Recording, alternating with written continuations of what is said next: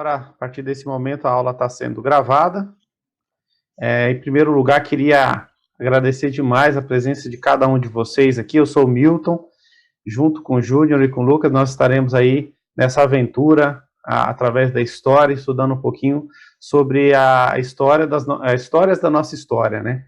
É evidente que nós vamos aí pegar mais de 2.000 anos de história e a gente tem apenas 9 aulas para fazer isso. Então, a gente vai passar de helicóptero, né? Eu acho que não é nem de helicóptero, a gente vai passar de avião por cima da história. Não vai dar para a gente aprofundar em muitos temas, mas a gente vai aí fazer um panorama. Eu acho que é bacana para pelo menos instigar aí a vontade de estudar história. Muitas pessoas têm um certo preconceito, acham que história é muito chato. A gente vai tentar aqui, de todas as formas, quebrar um pouco isso, deixar um pouco mais leve. Uma das coisas que sempre se reclama de história é que fica muito focado em datas, né? A gente tem que ficar querendo decorar a data e não vai ser esse o nosso objetivo aqui. A gente, pelo menos da nossa parte, a gente não vai focar tanto em que ano que aconteceu determinada coisa, é porque isso não é o mais importante é que aconteceu. Então, nós vamos nos ater aos fatos e, principalmente, a gente vai verificar Deus agindo através da história, que eu acho que essa é a parte mais maravilhosa de se estudar a história, é verificar que Deus é o Senhor dela, né? Então, antes de começar, logo eu vou pedir para os outros dois professores se apresentarem também, eu queria pedir que algum irmão abrisse aí o seu áudio, fizesse oração, pedindo que Deus nos ajude aí nessa caminhada que nós estamos começando agora. Então, qualquer irmão que puder, abra aí o áudio, faça uma oração, entregando essa aula ao Senhor.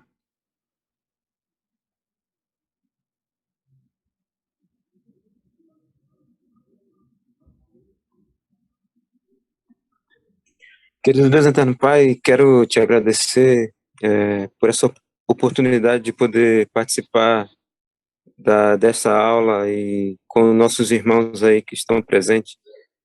Te pedir a tua bênção, que o Senhor nos abra nossas mentes, nossos corações para aprender mais dessa história, e também te peço que o Senhor use cada professor que vai ministrar nessas aulas, que nós possamos sair daqui renovados e com mais argumentos sobre a tua palavra, sobre essa história.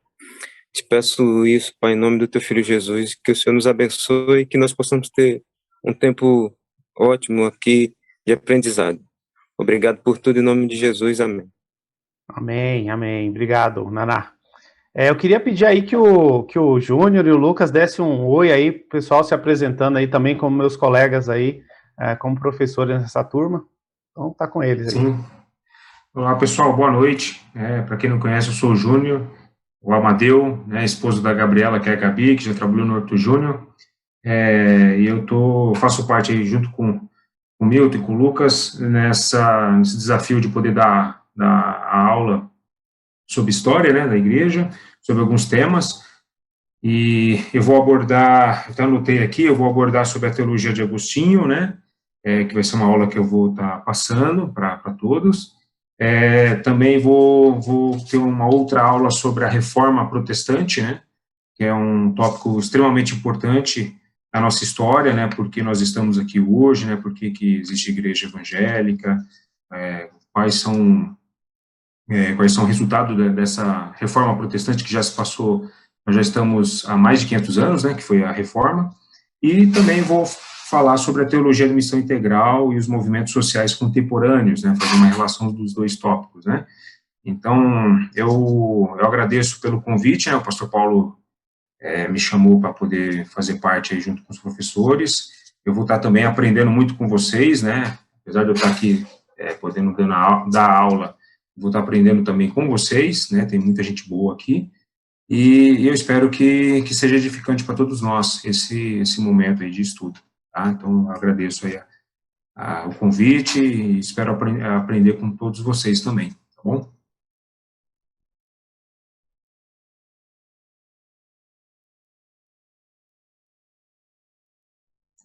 Vamos lá, eu sou o Lucas, Não sei se todos já me conhecem, então colaborar com a equipe aí para a gente estar fazendo como o Milton também disse, a gente não vai focar muito em datas, mas a gente vai tentar focar naquilo que foi mais principal na história cristã, né? Então, desde lá do comecinho, lá de Jerusalém, passando ali desde quando a igreja se torna parte do Estado, né? Ao término da perseguição. Espero que a gente esteja firme junto aí até o final, porque, assim, pelo menos para mim, é muito interessante a gente pegar da forma como a gente pensou e está pensando em fazer essa aula, de uma forma muito interessante, né? Para não ficar maçante. Então, é meio que, até certo ponto, uma narrativa, mas também trazendo temas específicos que são caros e muito importantes para a igreja, né? Então, que todos sejam bem-vindos à aula que a gente vai ter, tá bom? Um abração e que a gente tenha uma ótima aula também. Beleza, obrigado. E para finalizar aí nossos recados paroquiais, eu só queria pedir que cada um de vocês, e aqueles que quiserem, nós vamos fazer um grupo no WhatsApp aí para a turma, né, para a sala, até para facilitar a informação, compartilhar conteúdo e tal. Então, quem tiver interesse, eu peço que coloque aí, mande uma mensagem nos comentários, o nome e o número do celular, para a gente poder adicionar aí vocês no grupo do WhatsApp. Eu gosto de falar antes, não gosto de pôr a pessoa no grupo sem falar com ela antes. Então, lógico que se a pessoa quiser fazer parte, sei que a gente já tem tanto grupo no WhatsApp, né? Mas se quiser fazer parte, é bacana, porque a gente consegue compartilhar conteúdo e dar alguns recados, bem dinâmico. Então, quem quiser fazer parte aí do grupo do WhatsApp, coloca na mensagem o nome e o número do celular, que a gente vai criar essa semana e já adiciona todo mundo. Bom, vamos lá. Hoje a nossa aula tem poucos minutos, né? E aí eu quero dar uma aula rápida, ela vai ter a duração de 500 anos aproximadamente. Então, a gente não pode perder muito tempo, porque a história é longa. Então, vamos lá, deixa eu compartilhar aqui a minha tela.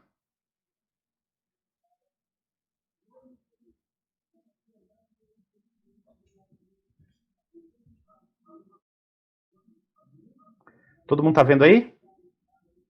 Beleza? Então, vamos lá, a história da nossa história. Nós vamos falar sobre a história do cristianismo, história de como que o nome de Jesus saiu lá de um filho de um carpinteiro, numa cidade minúscula, lá na Palestina. A região, o território da Palestina é minúsculo também, é do tamanho de muito estado brasileiro, então é pequeno. Como que um filho de um carpinteiro da Palestina, com um grupo de pescadores, e tinha ali uns cobradores de impostos, caras assim meio da sociedade, meio à margem da sociedade, como que esse grupo aí consegue fazer parte e criar uma das maiores, não, a maior religião do mundo da atualidade. Coloquei aqui, essa é uma pesquisa de 2015, que vai dizer aí a religião no mundo, e aí vai ter os cristãos, e aqui está todo mundo, né, não é evangélico, é cristão, todo mundo que segue a Jesus Cristo, né, que tem Cristo ali na sua religião. Então tem católico no meio aqui, tem todo mundo. Então dá 2,3 bilhões de pessoas. Óbvio que esses números estão desatualizados, né? Essa pesquisa é de 2015, dificilmente aí os muçulmanos conseguiram virar esse jogo aí. E a população mundial aumentou bastante também, mas só para a gente ter uma ideia, em 2015, o número de cristãos é 2,3 bi, temos aí os muçulmanos em segundo lugar, com 1,8, mas queria fazer uma ressalva interessante. O muçulmano, ele acredita que Jesus existiu. Ele não crê no nosso Jesus Cristo, ele não crê em Jesus como Senhor, como Filho de Deus, obviamente que não. Mas ele crê em Jesus Cristo, na pessoa de Jesus Cristo, né? Eles têm lá uma crença de que Jesus foi um mensageiro de Deus, inclusive, né? Então, pode-se dizer aí que o muçulmano, ele sofre influência de Jesus Cristo também. Esse sem religião 1.2, a gente sabe muito bem que tem gente que se declara sem religião, mas crê que Jesus Cristo existiu, né? E aí a gente vai ter hindu, e o judeu também acredita que Jesus existiu, só não acredita que ele é o Messias. Mas que houve ali um rabino que se chamava Jesus, que viveu em Nazaré, o judeu também acredita que existiu. Então a gente vê que uma pessoa que não era da nobreza, que não era ninguém influente da região, consegue hoje impactar mais da metade da população do mundo. Então é isso que a gente vai estudar, como que isso pode acontecer. E, inclusive, nós vamos ver o quanto que essa religião foi perseguida e houve diversas tentativas de acalar esse povo, né, de que eles desaparecessem da terra, e o resultado que a gente tem hoje é essa expressiva aí declaração dos cristãos no mundo. Então, existem diversos versículos que vão falar da importância de estudar história. Os meus colegas, eles vão abordar esses versículos, né? Eles vão falar deles também. Então, eu não vou esgotar todos os versículos, porque eu tenho certeza que o Lucas e o Júnior vão trazer vários versículos também, mas eu vou colocar aqui um dos que eu mais gosto, quando eu falo de história, quando eu gosto de pensar em história, é que Deus, ele é o Senhor dela. Deus, ele não, a coisa não acontece depois que Deus vai lá e faz alguma coisa. Acontece porque Deus autorizou. Ele está no comando, ele está no controle. E eu estou trazendo aqui um versículo de Daniel 2:21. Inclusive, Daniel faz diversas profecias que se cumprem no período que a gente vai falar hoje, que é o período intertestamentário, né? Período interbíblico, e diversas profecias que Daniel fez se cumprem durante esse período dessa aula que a gente vai falar hoje. Se fosse sobre Daniel, a gente também falaria sobre esse tema, porque as profecias dele aconteceram nesse período. E Daniel vai dizer assim: e ele muda os tempos e as estações, ele remove os reis e estabelece os reis, ele dá sabedoria aos sábios e conhecimento aos entendidos. A gente vai perceber que existem diversos reis da história que foram perseguidores, que foram opressores, e a gente não pode esquecer que Deus estabeleceu estes também, né? Deus não estava alheio e nem refém da história, muito pelo contrário, é Ele que manda na história toda, Ele é o Senhor do mundo, do universo. E aí nós vamos falar sobre o período, vou começar a aula de hoje, eu vou voltar um pouco em alguns acontecimentos para a gente entender o contexto de tudo que está acontecendo ali no tempo de Jesus. Se a gente não faz isso, é estranho, porque a gente termina o Antigo Testamento, o povo de Israel ali no cativeiro babilônico, depois o cativeiro persa, tem ali Ciro, Dario, a gente vê todo esse pessoal, de repente você vira algumas páginas da Bíblia, já está Roma comandando tudo, já aparece saduceu, fariseu, sinagoga. Antigamente era o povo de Israel, agora só é judeu, Israel sumiu. Então o que aconteceu? Alguém mudou o canal? Sabe aquela coisa que você está assistindo televisão, alguém muda, e você distrai quando você vai ver e fala assim, ué, esse cara tá na Globo agora? Então, na verdade, alguém mudou o canal e você não percebeu, e parece que acontece isso. Você vai lendo a Bíblia ali, tá um povo com uma coisa acontecendo, você muda algumas páginas. As Bíblias mais antigas, elas tinham páginas em branco, e eram muitas páginas, né? As Bíblias antigas eram muitas páginas, eu achava curioso, eu era criança, falei, mãe, por que tem esse monte de página em branco aqui? E aí minha mãe dizia assim, porque nesse período Deus ficou em silêncio, eu achava aquilo horroroso, eu falei, meu Deus, então Deus não fez nada, Deus subiu durante aquele período todo, né? Esse período, essas páginas em branco, que hoje a maioria das Bíblias é uma páginazinha só, abarca um período de aproximadamente 400 anos, e de modo algum Deus ficou alheio a esses 400 anos, né? O que aconteceu é que não houve profecia, não houve Bíblia escrita, não houve texto escrito para a formação de Bíblia nesse período. Então não houve profeta, Deus não levantou profeta. Mas de modo algum Deus não estava presente ali, a gente vê Deus ativamente trabalhando, e nós vamos falar um pouquinho das coisas que aconteceram nesse período, e a minha ideia é terminar lá no final do primeiro século com o apóstolo João em Pátimos, e a gente vai perceber o quanto que o que aconteceu nesse período teve influência com o que vai acontecer lá no ministério de Jesus e na partir do ministério dos apóstolos também, e coisas que aconteceram aqui agora, nessas páginas em branco da Bíblia, né? Então, quando termina ali o Antigo Testamento, nós temos lá os babilônicos, né? No finalzinho, lá, o Nabucodonosor, um rei babilônico, e aí já no final do Antigo Testamento a gente já vai ver os reis persas, né, dominando os babilônicos, então trocou o comando. Quando entrou o babilônico, Israel deixa de ser uma nação e passa a ser uma província, né? Então ela perde o seu rei, ela deixa de ter autonomia e passa a responder para os babilônicos. Lógico que isso houve conflito lá, a gente vai ver o profeta Jeremias contando desse momento aí. Apesar da gente saber que o cativeiro babilônico, ele termina com os persas, ou seja, o rei persa permite que o povo volte para Jerusalém, não é todo mundo que volta. Esse cativeiro babilônico também não aprisionou toda Jerusalém e todo Israel. Na verdade, uma parte, ele fez, o Nabucodonosor, ele pegou a parte dominante, os príncipes, as pessoas mais importantes de Israel, e levaram lá para a Babilônia, e deixou Israel acabada, destruída, deixou somente as castas mais humildes lá, na cidade de Jerusalém. Quando ele passa todo o período babilônico, que vem o período persa, que ele autoriza que as pessoas voltem, e a gente vai ver o livro de Esdras, tem um movimento de Neemias, que ele autoriza a reconstrução do muro, e Neemias vai lá reconstruir, Esdras vai voltando em partes, as pessoas vão voltando em grupo para Jerusalém, e não é todo mundo que volta. Então, muitos ficaram e se estabeleceram lá na Babilônia, se deram bem, até porque enquanto eles eram escravos na Babilônia, eles não é... Quando a gente fala de escravo, a gente pensa em alguém tomando chicotada, sofrendo, igual foi lá os egípcios, né? Que o faraó chicoteava as pessoas. Esse cativeiro não foi assim, as pessoas tinham alguma liberdade, teve gente que se estabeleceu, teve gente que ficou rico aqui, teve judeu que ficou rico nesse período. Então, muitos judeus não voltaram para Jerusalém e também não ficaram lá na Babilônia, eles foram para outras partes do mundo, foram para o Egito. Então, esse pessoal dá uma espalhada aí.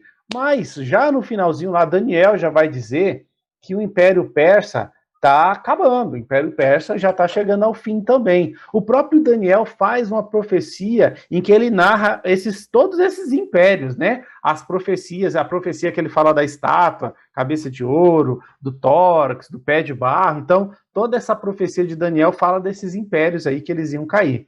E aí, no finalzinho lá do livro de Daniel, ele já vai fazer uma frase famosa, né? Mene, mene, tekel, persim, né? Medido, pesado e encontrado insuficiente. E Daniel já está profetizando ali que o Império Persa já estava chegando no fim e acabou mesmo. Chegou aqui o Império greco-macedônico. Por que greco-macedônico? Ele era macedônio, mas o líder dos macedônios, ele tinha muita influência do Império Grego, né, dos gregos. E aí nós vamos falar desse camarada agora, que é Alexandre o Grande. A gente talvez não saiba, mas Alexandre teve uma grande influência no cristianismo, né? Ele foi um grande general, ele conquistou praticamente todo mundo da época. Então, se você assistir o filme lá do Alexandre, vai ver que ele era um grande general, ele era jovem, mas o cara era bom. Coloquei uma imagem aí, por exemplo, de uma estratégia que ele criou de guerra, que são as falanges, né? Então, ele colocava os exércitos divididos em fileiras, com várias lanças, essas lanças maiores, bem mais compridas, que atingiam o inimigo. Quando a primeira fileira de soldados caía, a segunda e a terceira, e assim por diante. Então, eram estratégias, né, que o Alexandre usava. Ele era um diplomata conquistador. O que acontece? O Alexandre, ele não chegava e aí proibia a religião do lugar que ele conquistava. Ele permitia.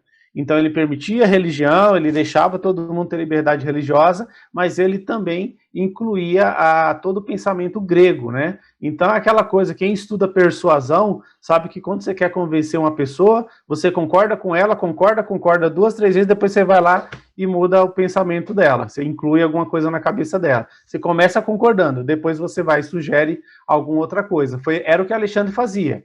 Nesse período, os judeus tiveram grande liberdade, né? O Alexandre garantia essa liberdade, não teve perseguição com ninguém. Então ele permitiu que os judeus servissem a Deus. Mas é importante dizer que nesse período já não existiam mais, e depois o período seguinte vai ser pior, os sacrifícios como existiam lá em Israel, todo aquele cerimonial lá da lei, eles aqui, enquanto eles estavam no cativeiro, eles já não tinham mais, eles já não eram mais o mesmo povo, então não tinha mais aquele negócio de sacrificar, do sacerdote ir lá, já não estava mais assim, eles foram deixando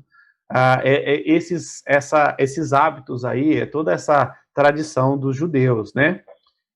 E ele, o Alexandre, ele foi discípulo de um filósofo muito famoso, que é o Aristóteles. O Aristóteles foi professor do Alexandre. Por isso que ele tinha tanto essa questão da cultura grega no coração dele. A cultura grega vai trazer elementos fundamentais para a expansão do cristianismo e do evangelho. Parece que não, mas isso vai ter importância lá na frente. Então, por isso que eu deixei em vermelho aí. O Alexandre o Grande trouxe a cultura grega para o judeu, e isso vai fazer diferença. Então, vamos lá. O que acontece é que o Alexandre não tinha herdeiro, e ele morreu jovem, morreu com 30 e poucos anos. E o que ele fez? Ele pegou todo mundo que ele tinha conquistado aqui, olha só o tamanho do império, né, que o Alexandre tinha conquistado, e dividiu com os generais dele. Então ele tinha um general que chamava Ptolomeu. Aí ele deu esse pedacinho aqui, ó, que é o Egito. E ele tinha um outro general que chamava Seleuco, e ele deu esse pedacinho aqui, que é a Ásia. Vou falar só desses dois, que é o que importa. Aqui, nessa pontinha aqui, está Jerusalém. E eu vou ampliar essa imagem para vocês entenderem a celeuma que isso aí deu. Esse pedacinho onde fica Jerusalém é muito importante. Era uma área, rota comercial aqui, ó, rota de navios, entrada e saída de navios, isso aqui era muito importante para o comércio. E olha aqui a confusão que deu entre os dois generais. Dividiu Jerusalém aqui, ó, tem um pedacinho que é de um pedaço que é do outro. Isso aqui, gente, foi guerra o tempo inteiro entre os dois generais. Tinha hora que era um que comandava, tinha hora que era o outro, e isso aí influenciou muito o povo de Israel, que estava ali no meio daquela batalha, e era, hora tinha um, hora tinha outro. Por fim, o pessoal aqui de cima, que são de Seleuco, o time do Seleuco aqui, os Seleucidas, eles ganharam. No começo, esses Seleucidas, eles não mexiam com Israel. De modo geral, o pessoal conquistava, e eles não influenciavam em que Deus, quer servir o Deus que você quiser aí, tanto faz. Mas, com o passar dos anos, veio aí um desses líderes aí dos Seleucidas. O nome desse cara era Antíoco Epifânio. Antíoco. Esse aqui era doido. Esse general aqui, ele foi considerado maluco. Esse cara era doido, doido mesmo. Então, ele foi um grande perseguidor do evangelho. Do evangelho na época não, é perseguidor dos judeus. Ele era defensor do helenismo. O helenismo é a mesma coisa da cultura grega. Então ele era um defensor. Esse cara aqui, ele destruiu o templo. Até então ainda existia o templo lá em Jerusalém. Destruiu. Na verdade, não é que ele destruiu, ele profanou. Então o templo deixou de ser um templo para sacrificar a Deus. Virou um templo dos deuses pagãos.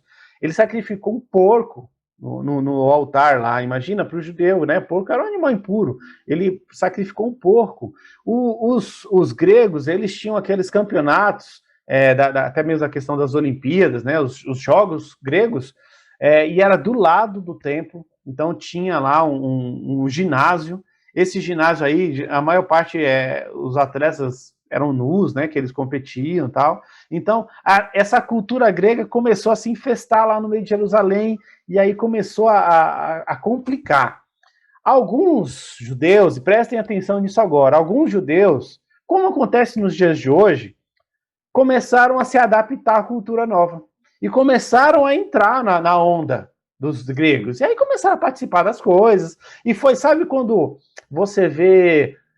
quando a igreja começa a trazer coisa do mundo para dentro da igreja, começa a se adaptar e começa a se amoldar de acordo com as coisas que acontecem lá fora, foi exatamente isso que aconteceu. Então, alguns gregos foram se acostumando lá com tudo aquilo que alguns judeus se acostumaram com o que os gregos faziam de errado, outros não aceitaram. E dentro desse que não aceitou, nós vamos ter um famoso aqui, que é o Judas Macabeus. Macabeu quer dizer martelo. Então, assim, pra você entender que eles não eram pacíficos, não. Aqui os judeus, esse tipo de judeu aqui era judeu de briga, era judeu de guerra. E aí eles não aguentaram. Chegou uma hora que eles não aguentaram tanta profanação, então eles lutaram pelas tradições de Israel, pelas tradições da lei. Gente, isso aqui foi um pau danado. Não tem, como eu falei, não existe Bíblia... não existe Bíblia escrita, né? Não houve profeta, mas se você é um cristão, os cristãos que são maduros, que são firmes na fé, podem ler o livro de Macabeus, apesar de estar na Bíblia católica, né? Ele é um livro considerado para nós não inspirado, um livro apócrifo, mas do ponto de vista histórico, para você entender o que aconteceu aqui nesse momento, é importante. E esse pessoal aí, esse movimento, esse sentimento de defesa do judaísmo, vai aparecer nos tempos de Jesus também. Então, muitos da época de Jesus ainda vão lembrar dos Macabeus. Por quê? Porque eles venceram.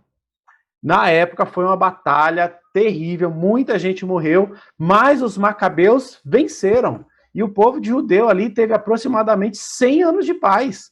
Eles mandaram bem.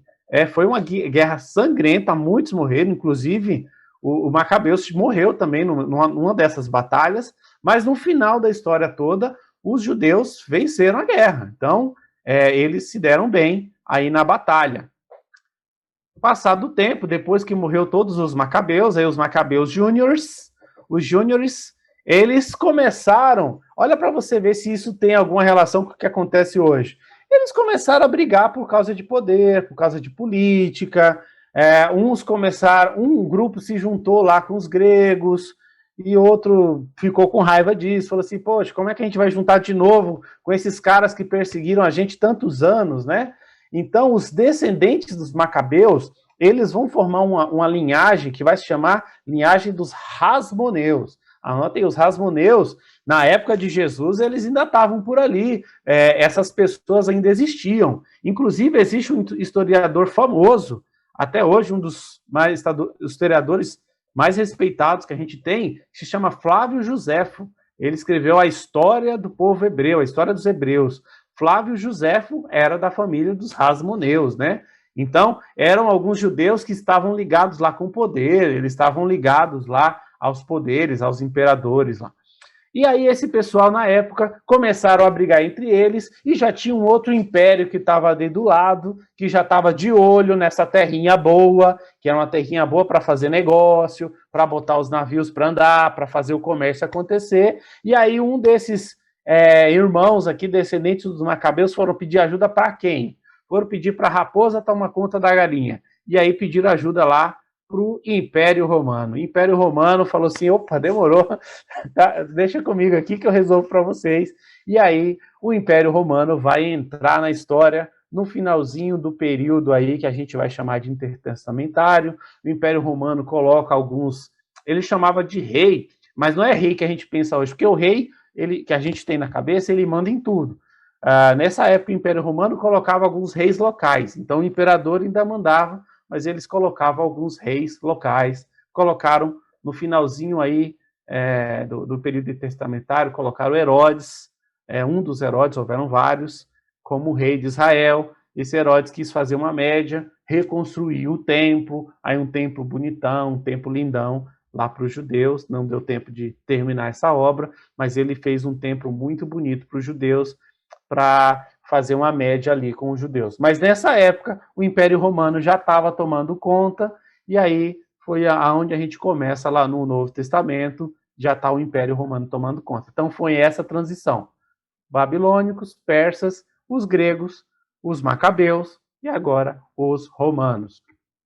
Quais foram os grupos que surgiram nesse período? E esses grupos vão aparecer no tempo de Jesus, e esses grupos estarão presentes no ministério de Jesus. O primeiro deles era os essênios. Esses essênios viviam no deserto, eles viviam isolados, pareciam meio malucos, eles viviam sozinhos lá, eles não evangelizavam ninguém, eles eram separatistas, eles supervalorizavam as purificações, os rituais de lavagem e de purificação. Tem gente que pensa que João Batista era um essênio. Não era um essênio, não era, ele só vivia no deserto. Os essênios, eles eram separatistas. João Batista pregava, e os essênios não pregavam para ninguém, eles ficavam isolados, achavam que o mundo estava tudo corrompido pelos gregos, e eles ficaram isolados no deserto lá sozinhos. Então esses eram os essênios. Teve um outro grupo que são os zelotes. O zelote era guerreiro. Jesus tinha o Simão Zelote. Jesus tinha um zelote lá entre os 12. Esses aí era da peixeira, era da faca. Eles queriam libertar Israel lá dos romanos. Esse pessoal aí esteve presente no ministério de Jesus, com certeza. Por quê? Porque esse povo esperava Jesus guerreiro. Um Jesus que fosse como os macabeus. Como lá os Judas Macabeus esperavam que fosse o Messias que vai libertar o povo lá dos romanos. Outro pessoal que apareceu foram os escribas, eles faziam cópias das escrituras, né? Houveram também traduções da escritura lá do hebraico para o grego, né? Então, houveram nesse período, houve até, inclusive, a produção da Septuaginta, né? Que é a tradução do Antigo Testamento para o Novo Testamento. Os escribas, eles se achavam doutores da lei, porque eles manuseavam as escrituras, eles tinham muito cuidado na hora de fazer as transcrições, né?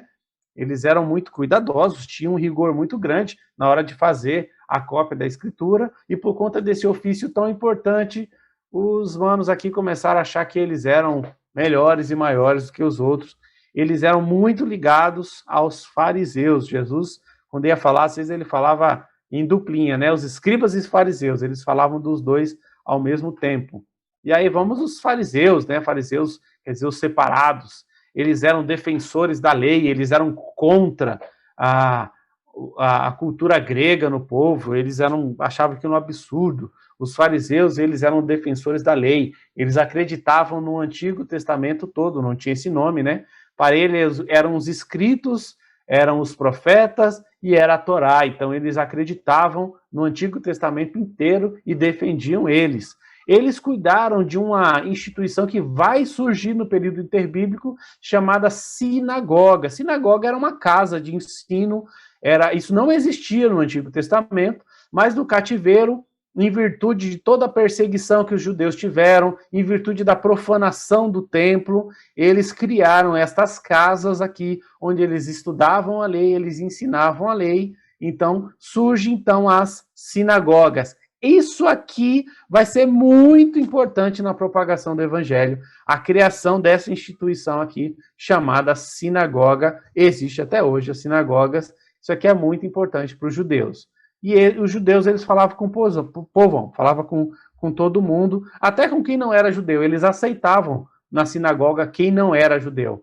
Eram os tementes a Deus, eles até aceitavam. Não era a mesma coisa que os judeus, imagina, porque também vai surgir nesse período um nacionalismo. O que acontece? Agora o judeu, ele é judeu. Eu sou judeu, eu morro pelo judeu e fecha com o judeu. Então, existe um nacionalismo exagerado. Então, tá bom, a gente até te aceita, mas você não é um judeu. Você não é como nós. E o último grupo que eu queria destacar aqui são os saduceus. Esses saduceus aqui, eles já eram mais mitidões, eles eram ligados aos políticos, à nobreza, à aristocracia, então eles eram responsáveis pelo templo, os judeus eram os sacerdotes, eles que cuidavam as cerimônias no templo, então esse pessoal aqui, eles eram da alta nobreza, né? Um detalhe importante, os saduceus, eles só criam na Torá, só nos 5 primeiros livros, que a gente chama de Pentateuco, eles não criam na Bíblia inteira. Por isso, eles não acreditavam na vida após a morte. Porque se você perceber, isso é pouco mencionado mesmo lá nos 5 primeiros livros da Bíblia. Então, o saduceu não acreditava em vida após a morte. E o fariseu acreditava em vida após a morte. O saduceu não. E isso vai aparecer no Novo Testamento também. Isso vai acontecer. Paulo, inclusive, vai usar isso a favor dele. Por isso é importante a gente estudar esse período aí. É muito importante. Outra coisa interessante sobre os romanos é a paz romana. Os romanos tinham 2 regras básicas: paguem os impostos e não causem problemas. Isso, basicamente é isso. Para os judeus, eles deixavam adorar quem quiser. Olha, judeu, esse povo é antigo mesmo, eles creem em Deus há muitos anos, então não vamos mexer com eles não, deixa eles adorar quem eles quiser, façam o que eles quiserem aí, só que tinham 2 regras básicas. Paga o imposto e não enche o saco, não causa problema, não faz bagunça. E você vai perceber no ministério de Jesus que eles vão usar isso daí para atacar tanto a Jesus como posteriormente os apóstolos também. Eles vão usar essa argumentação aqui. Então essa é a paz romana. Os judeus tinham essa autorização para adorar a quem quiser, e a igreja de Jesus, os apóstolos, vão usufruir disso um tempo, até Roma perceber que o cristão não era judeu, que era diferente uma coisa da outra. E aí, quando eles diferenciarem os judeus dos cristãos, os cristãos já não vão mais ter direito à paz romana, que é a Pax Romana. Mas, por muito tempo, e inclusive no ministério de Jesus, ele usufruiu desse benefício aí, que os romanos falavam, vocês fazem o que vocês quiserem. Vocês vão perceber que Pilatos, quando levam Jesus lá, Pilatos fala, mas o que eu tenho a ver com isso? É coisa de vocês, decidam entre vocês aí. Mas quando ele vê aquela multidão, aquela confusão, está atingindo a segunda cláusula aqui da paz romana. Opa, está causando problema. Então, por isso que o Pilatos falou, tá bom, faz o que vocês quiserem aí, resolve. Bom, acabamos aí esse período interbíblico, esses 400 anos que eu acho fundamental da gente introduzir o povo de Israel que estava no final do Antigo Testamento, agora vai começar o ministério de Jesus, e agora parece todos esses grupos que eu citei, todos esses partidos políticos estão na cena de Jesus lá, nos tempos de Jesus vai estar todo esse pessoal aí. Todo judeu fazia parte de um desses partidos? Não. Do mesmo jeito que hoje, não é todo mundo que tem um partido político. Tem gente que tem um partido político, tem gente que não tem. Na época de Jesus era a mesma coisa. Nem todos tinham, nem todo judeu era fariseu, saduceu, essênio, o zelote, não. Então, alguns eram. Existiam e eles tiveram influência nos tempos de Jesus. E aí, um dos versículos que eu mais gosto do Antigo Testamento, apaixonante, pensar do que está escrito em Gálatas, capítulo 4, verso 4, que diz assim: mas vindo a plenitude dos tempos, Deus enviou seu Filho, nascido de mulher, nascido sob a lei. E eu gosto muito de pensar que Jesus, essa plenitude dos tempos, indica que Jesus nasceu exatamente no momento certo da história, no momento propício da história, para que as suas palavras ecoassem até os confins da terra. Então não foi à toa o momento, o recorte histórico em que Jesus nasce, não foi à toa. Toda essa estrutura que existia, ela vai ser importante daqui a alguns anos, inclusive no ministério de Jesus, para que ele pudesse pregar livremente, para que ele pudesse andar por toda a Palestina e pudesse falar livremente. A partir das sinagogas, Jesus entrava, Jesus era um judeu, ele era uma pessoa que dominava a lei, então ele era respeitado por todos esses partidos, por isso que ele começou o ministério dele. E é interessante aquele versículo que fala assim, que eles dizem assim: Jesus não prega como os outros, porque ele prega como alguém que tem autoridade. Então, todos os partidos políticos, esses partidos que eu mencionei aqui, eles eram respeitados por Jesus. E é por isso que no futuro eles vão se sentir até mesmo intimidados por ele. Porque aí vai começar o ministério de Jesus, e aí é o seguinte: Jesus bateu na cara de todos. Todos os partidos políticos tiveram embates com Jesus, e todos eles foram impactados pelo ministério de Jesus. Os essênios criticavam Jesus porque não lavava as mãos, porque os apóstolos não lavavam as mãos, e Jesus já falou logo que o que contamina não é o que entra, mas sim o que sai do homem. Então os essênios já se sentiam um pouco incomodados com esse Jesus de Nazaré aí.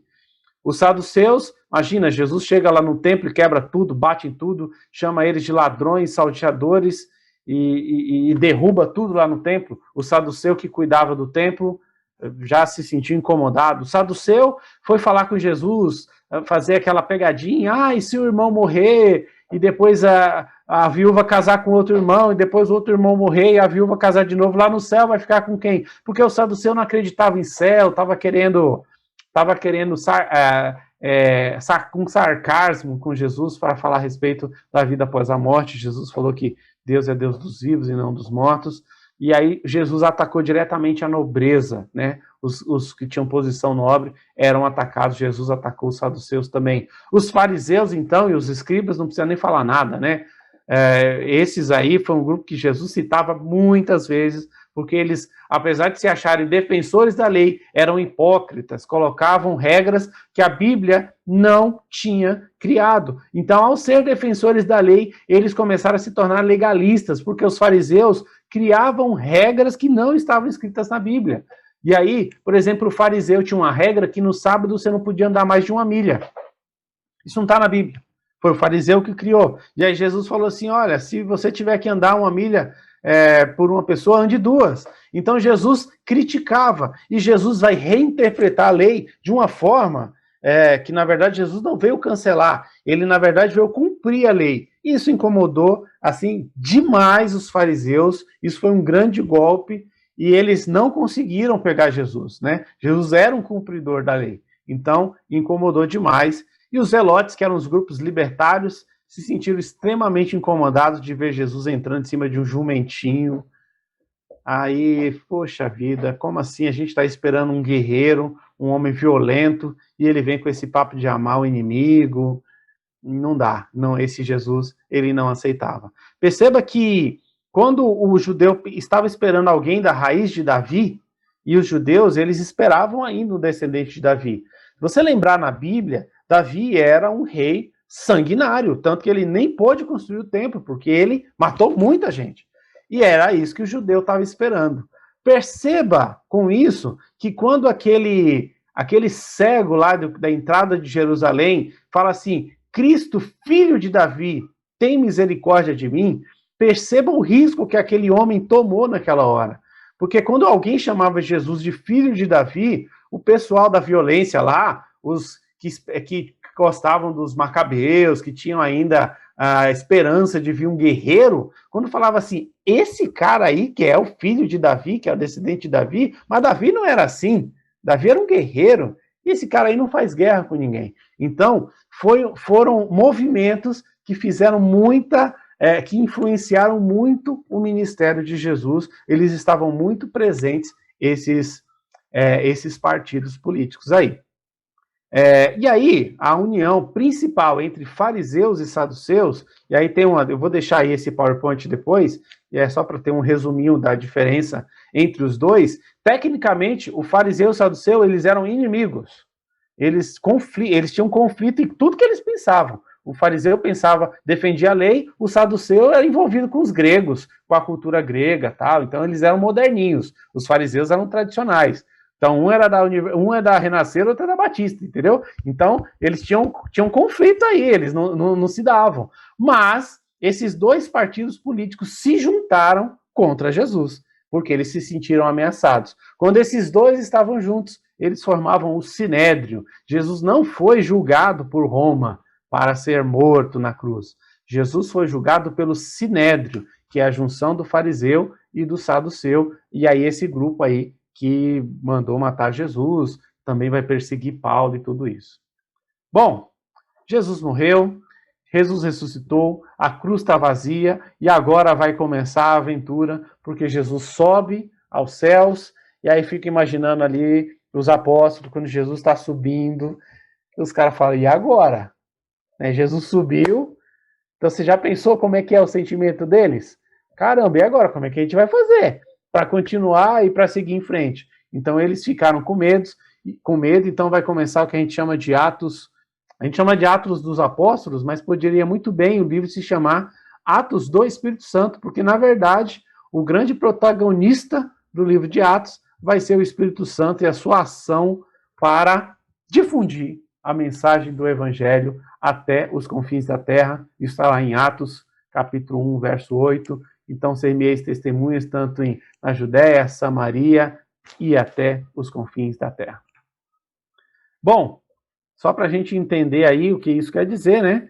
Mas recebeis poder sobre vós, recebereis poder, ao descer sobre vós o Espírito Santo, sereis minhas testemunhas, tanto em Jerusalém, como em toda a Judéia e Samaria até os confins da terra.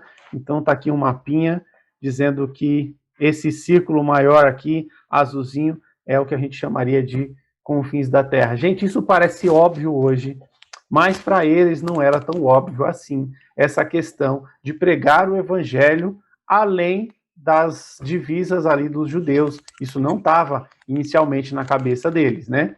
Jesus falou, mas eles não entendiam ainda a dimensão da coisa toda. E agora a gente vai fazer o agora faz sentido. Agora a gente vai começar a perceber, agora eu entendi por que aconteceu isso, por que foi importante. Primeiro, cultura grega que o Alexandre colocou. A cultura grega, a filosofia grega, ela valoriza o pensamento, porque o filósofo começa a questionar as coisas. Este pensamento filosófico de ficar questionando a origem da vida, a origem das coisas, os apóstolos usaram, né? Foi importante. O livro de João, capítulo 1, verso 1, e no princípio o verbo estava com Deus, e o verbo era Deus, a palavra verbo era logos. Essa expressão logos, ela vem da filosofia grega, que era o estudo sobre a origem das coisas. Então, tudo aquilo que a filosofia grega prometia, o evangelho entregava. Então foi importante o Alexandre ter colocado essa filosofia grega aqui, porque ele levantou a bola, o evangelho cortou. Outra coisa agora mais importante foi a língua grega. Quando Alexandre institui o grego como a língua principal lá do Império, isso se estendeu ao longo dos anos. Apesar dos romanos terem tomado conta do povo judeu, a língua continuou sendo o grego. O Novo Testamento é no grego. O grego era tipo inglês, assim, todo mundo falava grego. E o que acontece? Toda vez que um missionário ia para outro lugar da terra, do mundo, para pregar o evangelho, ele falava em grego. Então, o grego, ele ajudou na expansão do evangelho. A Bíblia estava escrita numa língua que em qualquer país do mundo era aceita. Então, quando você vê que eles traduziram o Antigo Testamento para o grego, na Septuaginta, e o Novo Testamento no grego, a gente vai perceber que a importância da língua para tornar universal, não ficar só ali na Judéia. E, gente, prestem atenção. Alguém pediu a palavra? Não? E assim, quando a gente pensa na expansão do evangelho, a gente sempre pensa que quem levou o evangelho para frente foram os apóstolos, os missionários. Mas, na verdade, quem levou o evangelho para frente foram os comerciantes, os escravos, o exército. Esse pessoal que andava para lá e para cá, foram eles que levavam o evangelho.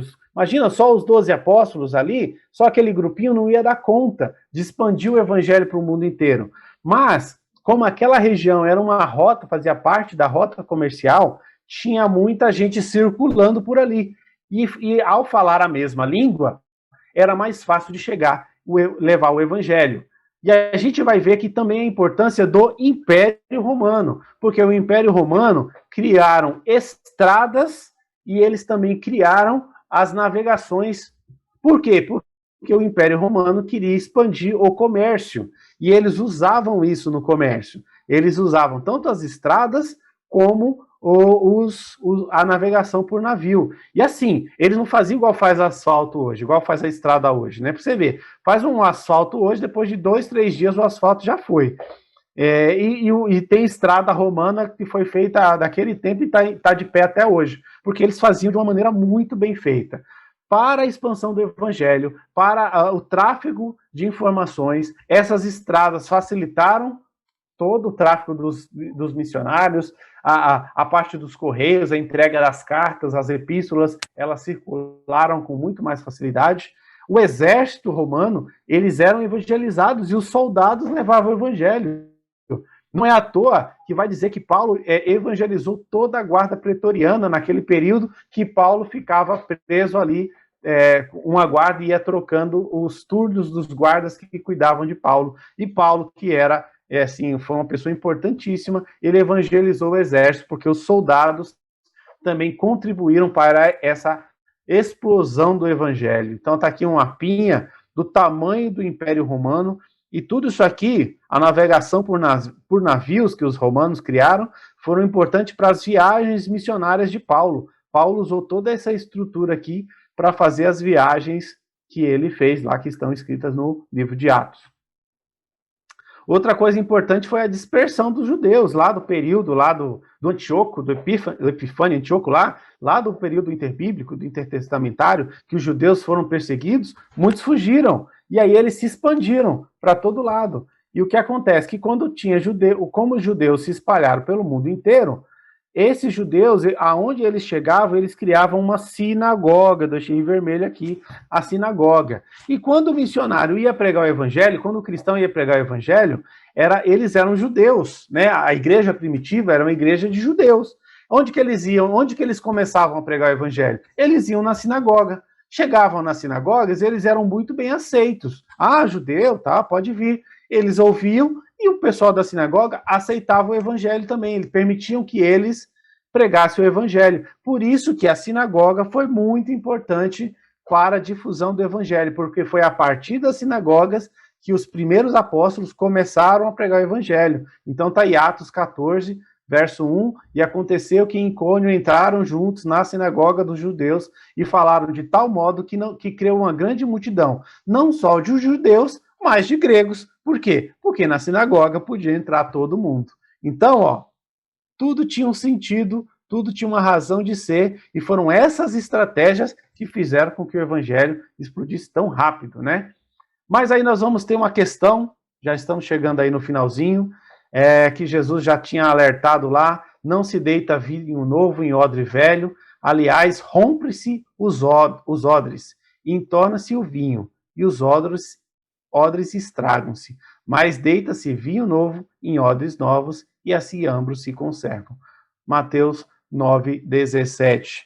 Nós vamos ter, no começo da igreja ali, no começo de Atos, vai ter um problema entre toda a tradição judaica e agora o cristianismo, e agora o evangelho de Jesus Cristo. Isso não foi fácil, inclusive, para os apóstolos.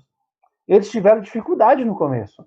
Então você vai ver lá aquela história de que Pedro tem a visão dos animais lá, do lençol dos animais, e ele é chamado lá para pregar o evangelho. Acabei de esquecer o nome do centurião lá. Alguém lembra aí o nome do... Esqueci, deu um branco agora. Que Pedro foi pregar o evangelho lá?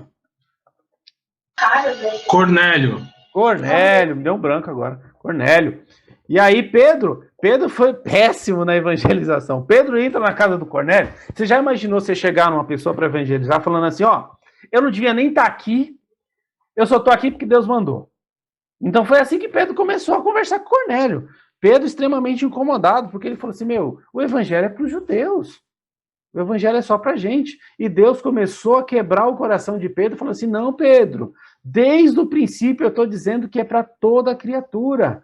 Jesus lá em Mateus 28 dizia, ir fazer discípulos de todas as nações. Não é só para pregar para o judeu que foi para outra nação, é para pregar para todos. A grande ruptura que vai acontecer no livro de Atos não é a questão do Espírito Santo, de falar em línguas. Tem muita religião que valoriza isso demais, que falou em línguas. Isso não é o mais importante. A grande ação, a grande ruptura que vai acontecer no livro de Atos é que o evangelho agora sai dos judeus e vai para o mundo inteiro. Isso não foi fácil, houveram várias questões. Pedro teve dificuldade com isso. Pedro teve um conflito com Paulo, porque Pedro era uma coisa quando estava perto dos judeus, ele era outra quando estava perto dos gentios.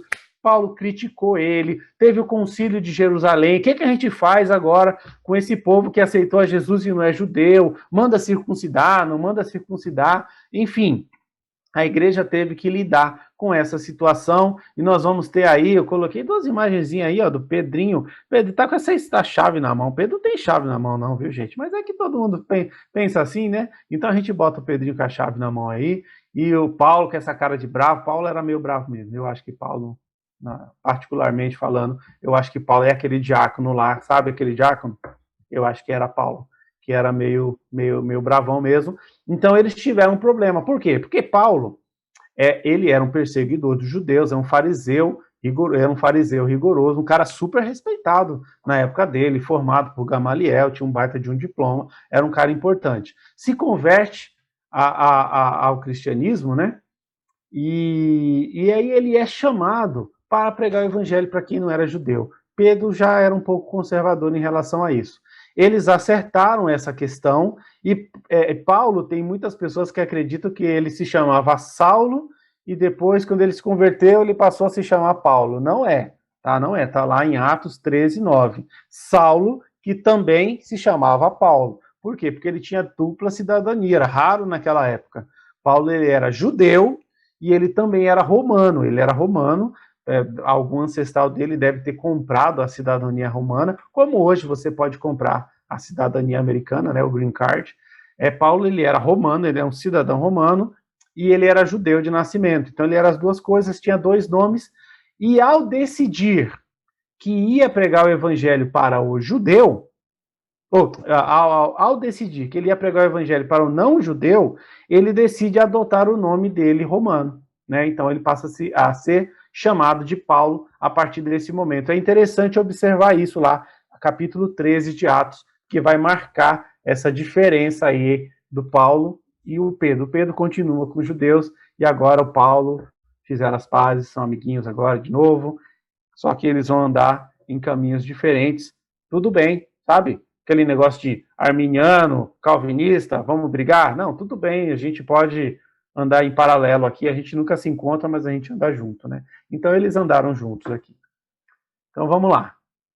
Depois disso, vai começar as perseguições de Roma. Paulo foi muito perseguido pelo Sinédrio, por judeus, né? Pelos próprios judeus, pelos saduceus, pelos fariseus. Inclusive, numa briga lá, Paulo usa que o fariseu acreditava na vida após a morte e o saduceu não acreditava. Paulo usa isso e fala assim, olha, eu estou preso aqui porque eu acredito na vida após a morte. Aí os fariseus foram defender Paulo, e foi uma confusão, e Paulo se livrou.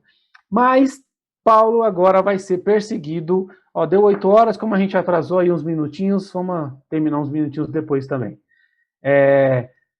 Paulo agora vai ser perseguido por Roma, agora a coisa vai ficar diferente, né? Agora o evangelho vai ser perseguido por Roma. Na pessoa de quem que vai acontecer essa perseguição? Aí eu quero chamar, quem é mais antigo aí?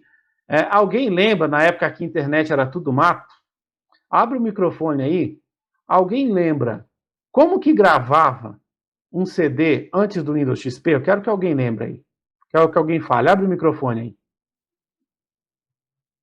No Windows XP, agora os computadores gravam direto no... Qual é a pergunta, Milton? Repete a pergunta.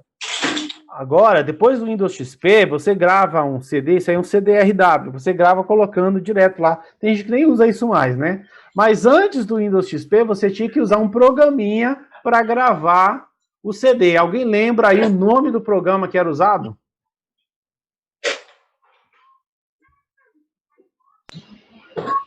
Nero. Nero. Ah, é verdade. O nome do programa era Nero, mas olha que legal, né? Piadinha aí, engraçadinha que eles fizeram com o Nero. Quando eu olhava o nome desse programa, eu falava, olha só esses caras, estão brincando aqui. Vocês estão vendo qual que é o símbolo? O nome era Nero Burning, né? Nero queimando. E olha aí o símbolozinho do Nero aí, olha que piadinha bacana que eles faziam, né?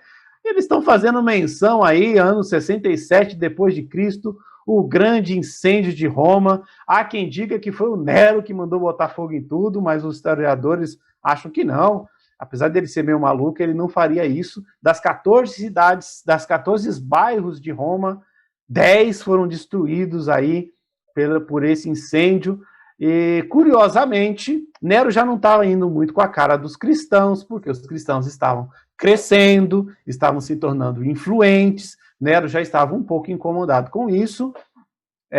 Curiosamente, dos 4 bairros que ficaram inteiros, 3 eram de maioria cristã. Aí Nero aproveitou, porque as pessoas estavam começando a dizer que foi ele que botou fogo, Nero estava começando a ser perseguido por conta disso, e aí Nero aproveita da situação e fala assim, não, foram os cristãos que botaram fogo em tudo, e a culpa é dos cristãos. Aí o bicho pegou.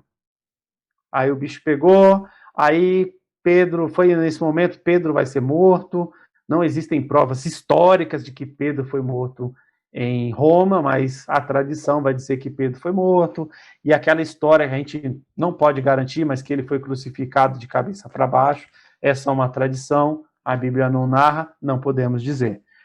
Também nesse período Paulo foi morto, também há quem diga que ele foi morto por espada, porque é a forma que um cidadão romano era executado. E aí os cristãos, eles eram feitos, olha essa imagem aqui, ó, os cristãos eram feitos de tocha, isso aqui é o jardim de Nero, os cristãos sendo feitos de tocha aqui, uma coisa terrível. É interessante que a palavra Marte, ela vem de testemunha, a raiz da palavra Marte é testemunha, e Jesus falou lá em Atos capítulo 1, verso 8, ser-me-eis minhas testemunhas. E a gente pensa que o testemunha é só o bonitinho, né?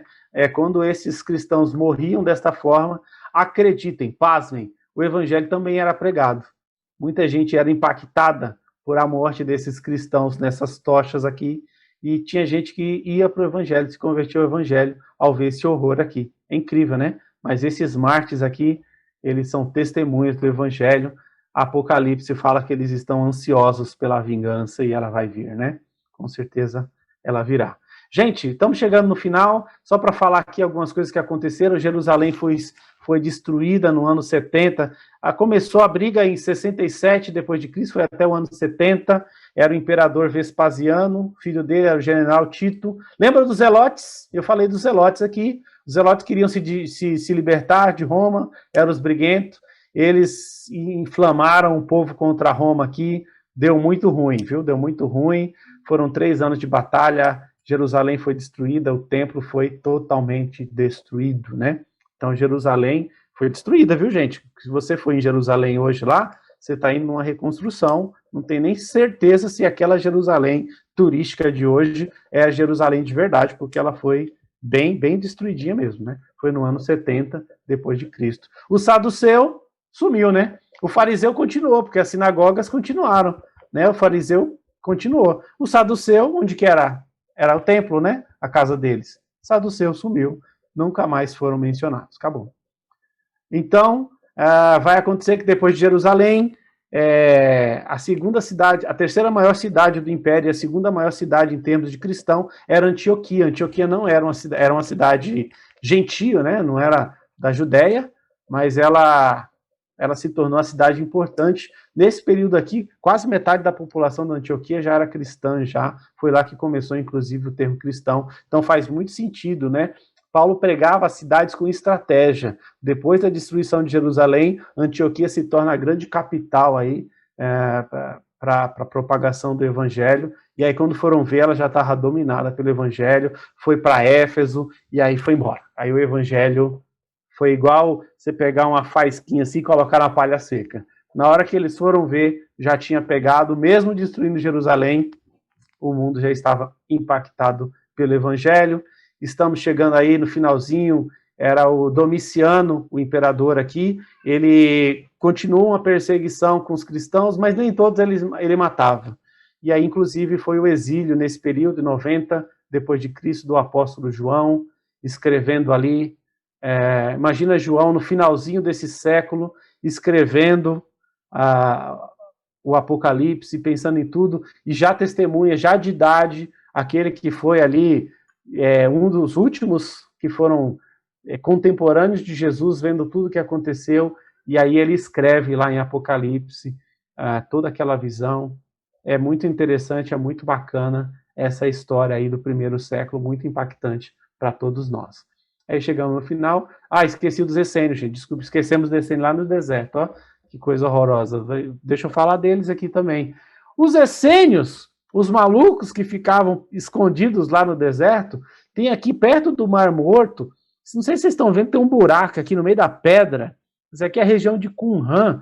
Esses caras aqui, que tinham um jeitão de malucos, eles esconderam, eles guardavam os escritos sagrados deles e ficaram escondidos aqui dentro dessas construções. Eles acabaram passando batido de toda a perseguição lá, estavam no deserto e ficou. Em 1947, são encontrados ali os manuscritos do Mar Morto, né?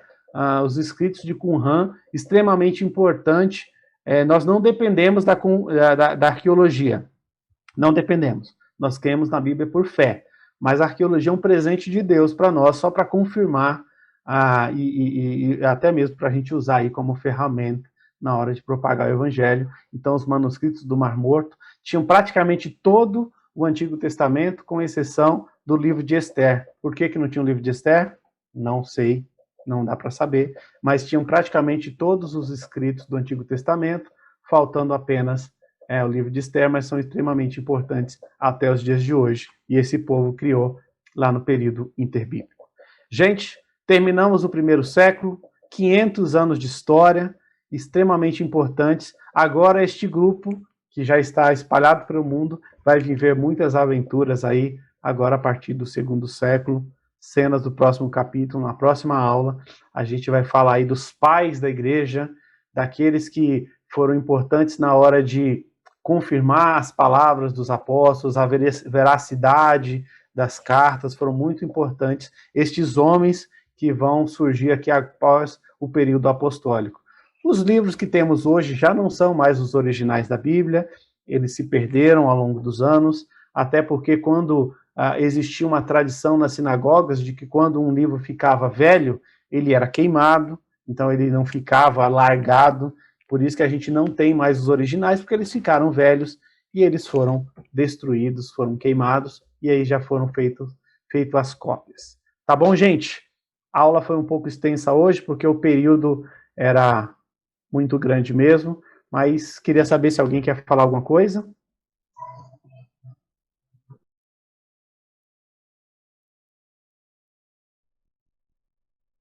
Gostei bastante da aula, viu? Só falar. Benção, show de bola. Excelente aula, Milton. Vamos embora. É muita Perfeito. coisa. Mas para sintetizar tudo em uma hora, né? Muito bom, excelente. A O gente Milton vai... professor de história, né?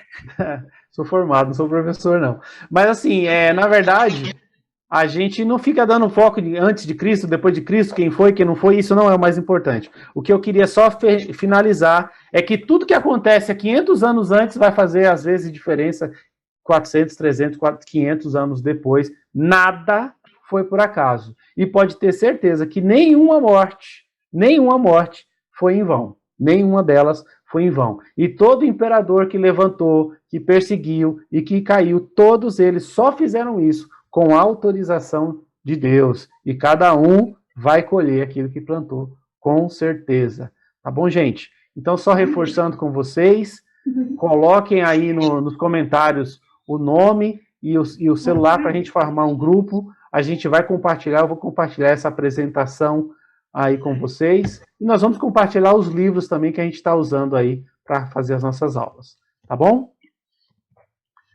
Queria pedir que um outro irmão fizesse aí uma oração agradecendo a Deus e que a gente, toda aula de história, a gente louve a Ele, que é o Senhor da história, louve a Ele que preservou e que levantou homens e mulheres para que essa Bíblia estivesse aí com você agora. Tem muito sangue envolvido nessa Bíblia que está no seu colo agora, tá certo? Então, se algum irmão puder fazer essa oração para encerrar, eu agradeço. Obrigado e até a próxima aula. Senhor Deus e Pai, eu vou orar aqui. Senhor Deus e Pai, agradecemos a Ti por esse tempo de estudo, agradecemos pela vida do Milton, pelo tempo que ele gastou para desenvolver a aula, para preparar e trazer para nós, compartilhar a informação. Agradecemos pela vida dele, por esse tempo que o Senhor tem nos dado, pela tecnologia. Apesar da pandemia, nós conseguimos ter acesso à aula, né, de forma online. Então, Senhor, somos gratos a Ti, que o Senhor continue abençoar essa jornada de aulas, né, que possamos aprender mais de Ti. Peço também, Senhor, que abençoe a nossa semana, livra-nos de todo mal, guarda nossas vidas, abençoe nossos trabalhos, nossas atividades do dia a dia, esteja conosco, nos guardando, nos protegendo, que tenhamos uma semana abençoada pelo Senhor a cada dia, Pai. Somos muito gratos a Ti pela salvação em Cristo Jesus e muito obrigado, Pai, só temos que agradecer. Em nome de Jesus, amém. Amém, pessoal, obrigado. Até domingo que vem. Até mais. Tchau, tchau. Tchau, valeu, meu. Tchau, tchau. Boa semana. Vai ter foto? Tem foto da turma? A foto, ele tem a foto. Como é que faz a foto? Alguém consegue fazer a foto? Eu não sei fazer. Peraí. Eu não sei muito aqui. Agora eu sei, aprendi aqui. Abram as câmeras aí, as câmeras para... Isso. Vamos lá. Valendo. Valendo. Foi. Pronto. Cadê a chave? Valeu, gente. Onde você Obrigadão.